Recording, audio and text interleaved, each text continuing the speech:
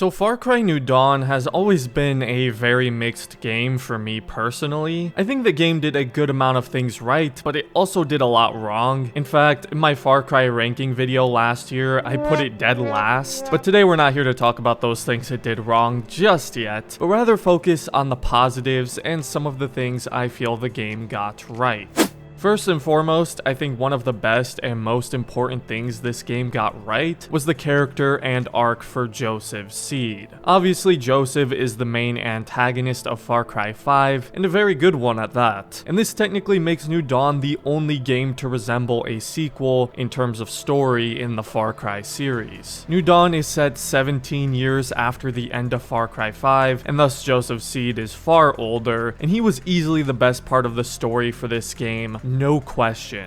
Seeing this almost broken man who's nothing like the intimidating, intense antagonist of Far Cry 5 and who has changed and regrets his actions, it's a really interesting direction for the character and satisfying, especially for fans of Far Cry 5. Even in Far Cry 5, there was always this feeling that Joseph Seed is right. Maybe he's not the villain after all. New Dawn further solidifies that and continues to blur the lines with Joseph. He feels like a real person, which is rare for video games and antagonists specifically. Not to mention introducing his son and that whole storyline and how it ties into Joseph's regret and self-hatred. It's not like they just forcefully try to redeem Joseph and make you like him either. It just shows the kind of effect his own actions have had on his life and how he regrets what he did. Joseph was one of the biggest takeaways from this game for me, and his story are the parts I remember most from the game's overall narrative.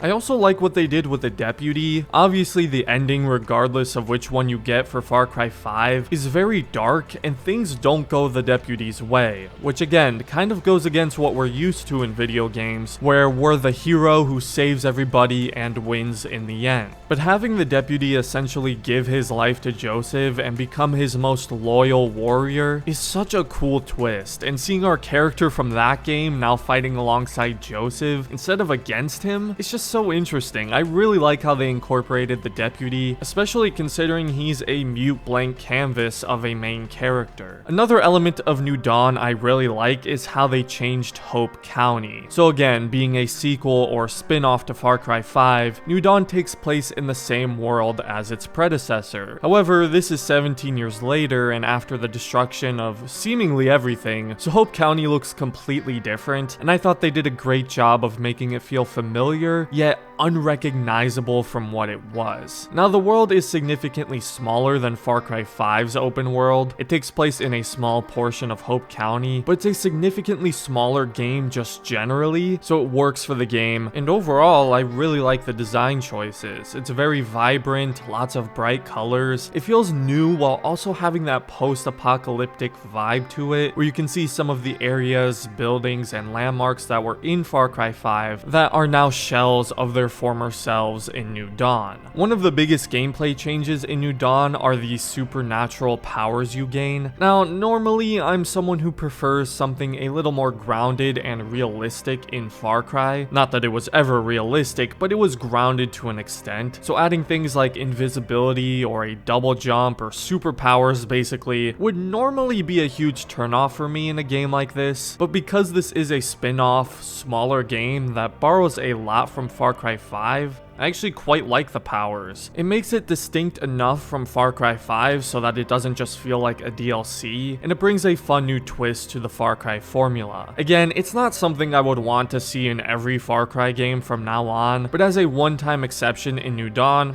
I think they were a lot of fun, and it allows for a lot of creativity in the gameplay. Speaking of gameplay, this is a little thing, but I really like the knife takedowns in this game. Knife takedowns are pretty much synonymous with Far Cry, and New Dawn probably has some of the best animations in the series. They're brutal, they look incredible, and it makes stealth very satisfying to pull off. Another new addition to Far Cry New Dawn were the expedition missions. It was a unique concept where you get to fly to different parts of the country and complete little sandbox missions where you need to infiltrate an area, steal something, and eventually extract. You get to see all these locations and environments you usually wouldn't in a Far Cry game, and it injects a lot of variety, especially especially when the open world in Hope County is as small as it is. It was a creative idea, it's not totally groundbreaking or innovative, and I'm not sure if it's something they'll bring back in future Far Cry games, but generally I found them quite enjoyable, especially in co-op. And I like that you get the option to replay them with higher difficulties. It just adds more general replay value to the game. Speaking of replay value, this is something New Dawn is very good at, and addresses something players love to have in Far Cry and just open world games in general, and that's the ability to replay outposts. I don't know about you guys, but clearing outposts has always been one of my favorite things to do in Far Cry games, if not probably my favorite, and not all of them, believe it or not, have the option to replay outposts. Far Cry 4 did it well, but with Far Cry 5, to replay an outpost, you first have to clear all of them and unlock the Outpost Master. In New Dawn, you can replay an outpost where or whenever you want, assuming you completed it in the first place. Again, it's a small thing, but it's something I really appreciate in open world games, especially when you finish the game and want to keep playing, because a lot of open world games can get stale after you've finished all the main content and beaten the main story. New Dawn even has a little progression system to it where it will get more difficult each time you replay it to a certain extent. And finally, another thing New Dawn got right, the soundtrack.